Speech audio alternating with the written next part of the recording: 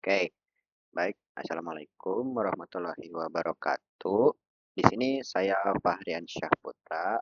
Saya mau apa namanya? Mau mempresentasikan aja ya, mempresentasikan demo aplikasi dari apa namanya? Untuk klasifikasi sampah gitu ya kan, pakai random forest. Nah, jadi saya tuh pakai random forest, algoritma random forest, pakai studi kasus klasifikasi sampah seperti yang apa yang disarankan yang ada di modul. Dikarenakan mahasiswa yang lain itu tidak memakainya, nggak ada yang pakai juga, ya udah saya pakai aja gitu ya kan. Karena itu saran dari model, ya udah saya pakai aja yang dari saran aja ya gitu ya kan. Jadi di sini. Nah, saya tuh deploy pakai Hugging Face. Ini dia mana ya? Aha, ini dia. Masih aktif, masih aman. Nah, untuk presentasi aplikasinya ini mungkin nggak akan banyak ya, karena apa model yang saya pakai itu sebenarnya tidak terlalu akurat ya. Jadi bisa dibilang akurasinya itu cuma 65% kalau nggak salah. Mari kita lihat di trainingnya ya. Nah, ini dia. Ini hasil trainingnya yang dimana dari jumlah datanya itu ada sekitar 2.527 dan di save datanya itu dari 2.527 jadi 120,100 jadi 122.800 122.188. Training datanya itu ada sekitar 2021 dan testing datanya itu ada 506. Tingkat akurasinya itu ada di sekitar 0,65 persekian. Klasifikasi untuk presisinya itu sekitar ini yang paling tinggi dia itu ada di 5, presisi 5, ada di posisi 5 itu 0,79 dan untuk recall-nya dia itu ada paling tingginya di nomor 3 yaitu 81. Untuk F1 score-nya yang paling tinggi itu ada di nomor posisi 3 juga. Untuk supportnya juga paling tinggi ada di posisi 3.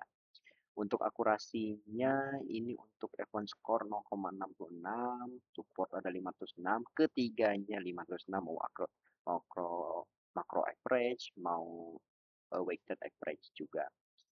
Intinya akurasinya itu yang paling tingginya itu adalah sekitar 65% ya. Jadi bisa dibilang underfitting ya. Tapi kita di sini nggak akan fokus apa namanya? Nggak akan fokus untuk tingkat akurasinya sepersekian gitu ya kan. Walaupun ya lebih bagusnya itu lebih tinggi itu lebih bagus apalagi di atas 75%. Otomatis setiap klasifikasi yang kita kasih ke aplikasi itu otomatis bakal akurasi gitu ya kan. Misalkan sampahnya tuh yang kita kirim tuh plastik, pasti yang keluarnya itu dia tuh di apa namanya? Di web aplikasinya itu udah pasti plastik.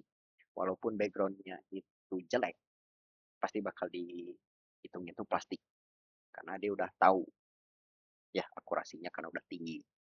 Karena saya ini pakainya itu bisa dibilang cukup kecil, yang dimana dataset yang lain itu sebenarnya tingkat akurasinya tinggi. Tapi untuk preprocessingnya, untuk trainingnya itu lama karena gede. Yang paling bagus itu ada, belum sih, bukan paling bagus. Ada salah satu dataset yang saya pernah coba mau coba ya, tapi karena kelamaan, ya udah saya pakai yang ini aja. Karena kegedean, mau tahu berapa size-nya? 6 giga. Ini cuma 600 MB. Enggak cuman sih, itu gede juga untuk ukuran dataset gitu loh. Nah, sekarang kita lanjut. Ini kan tadi kan cuma penjelasan singkat aja. Ini apa ini hasil dari training yang tadi tuh ini tuh. Oh, ini training model. Ini training model. Ini kalau yang ini bukan. Ini buat CMM sih. Nah, bukan ini yang tadi. Oh, ini mah yang tadi. Oke lah, untuk yang lainnya mungkin untuk training CNN sama training CNN-nya mungkin nggak terlalu dijelasin. Untuk pre-processing itu cuman eh, memperlihatkan jumlah datanya dan yang di clean datanya aja ya. Ya, sekitar di save sekitar yang dipotong sekitar dari 2527 jadi ya sekitaran 2021 lah. Ya, sebenarnya segitu memang segitu sih, sekitaran segitu. Nah, untuk saya deploy-nya ini aplikasinya di deploy di Hugging Face karena di Railway sebenarnya gampang, tapi udah kena limit. Vercel tidak relevan, pakai render ribet, banyak drama, pakai Heroku sudah tidak gratis, jadi pakai yang gratis aja. Karena ini cuman simulasi. Ya, oke. Untuk eh, mod apa demo aplikasinya nggak akan panjang ya. Jadi di sini tuh cuman ada dua layer doang.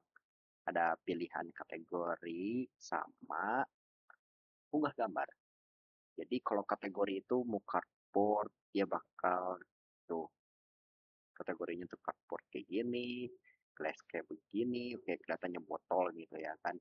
Untuk metal seperti ini, paper seperti ini, dan ini tuh sebenarnya udah dipotong ya. Tetap gede datasetnya, nah, walaupun udah dipotong. Makanya tadi dari lihat si fotonya itu kepotong-kepotong gitu ya kan. Jadi ya karena itu, karena memang dikecilin size-nya. Jadi ukuran 64. Oke, ini untuk trace-nya. Eh, kayak gitu untuk yang kayak gininya mah. Nah, untuk bawahnya ini tuh cuman analisis analisis statik prediksi. Jadi yang diprediksi kita tuh hari ini tuh berapa gitu ya kan. Ini yang kapur ada 4, gelas ada 1, metal ada 4, paper 1, plastik 1, trash 1. Dan ini untuk distribusi keseluruhan data set. Sampah trash ada sekitar 137, plastik ada 482, paper ada 594, metal ada 410, gelas ada 501, dan cardboard ada 403. Oke, mari kita coba choose file ya. Ini saya sudah kirimin juga. Ada tes. Ini tuh kertas, ini ada plastik, ini ada plastik juga, ini cardboard. Tapi kita coba yang cardboard ya. Yang ini tuh tuh. Oke, ini untuk tingkat akurasinya cukup bagus. Karena dia tahu ini tuh cardboard, ya pasti cardboard gitu ya kan. Tapi karena tingkat akurasi yang saya miliki itu cuma 65, 66%.